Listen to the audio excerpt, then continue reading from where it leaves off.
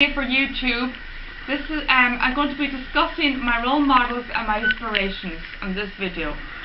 Now I've only got one main role model, and she's Kylie Minogue.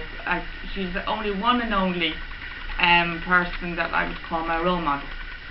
I've been following her since she started off in her career. She started off as a child actress at age 11 in a TV show called Skyways, and it was only shown in Australia.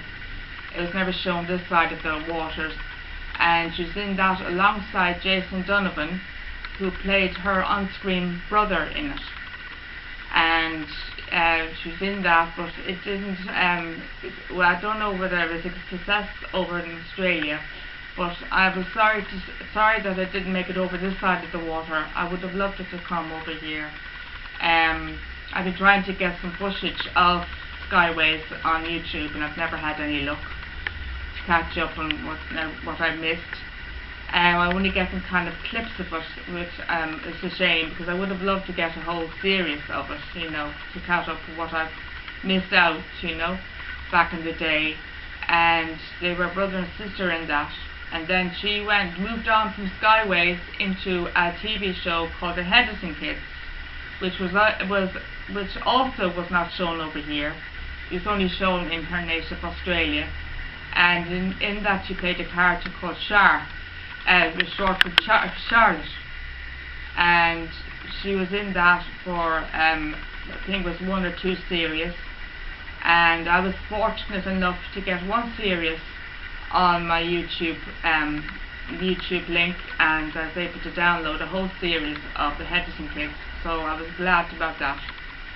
And then she moved on from that into Neighbours, which luckily was shown over here, which I was very happy about. She was about 17, 18 when she joined Neighbours. That was about back in 1986 to 87. And then she was in that for a couple of years, and then she moved on from Neighbours. She left Neighbours around 88, 89 to pursue a singing career, and she joined Stockhagen Waterman, the biggest music producer you could ever name. He's one of the top producers in music. She signed on first, before she joined Stockhagen Waterman, with a company called Mushroom Records, and they released the Locomotion. They did a version of Locomotion. That was her first single over in Australia.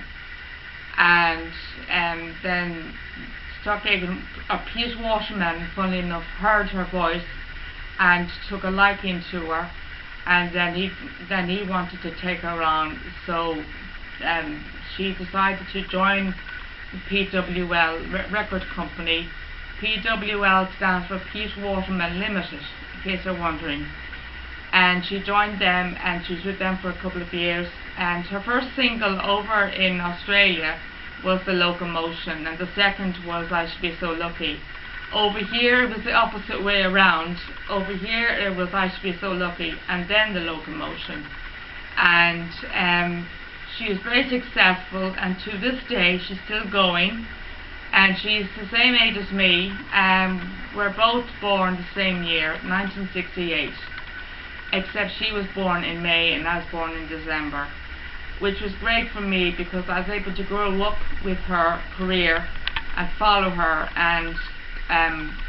like her whole career, right from the off. And I love her with all my life.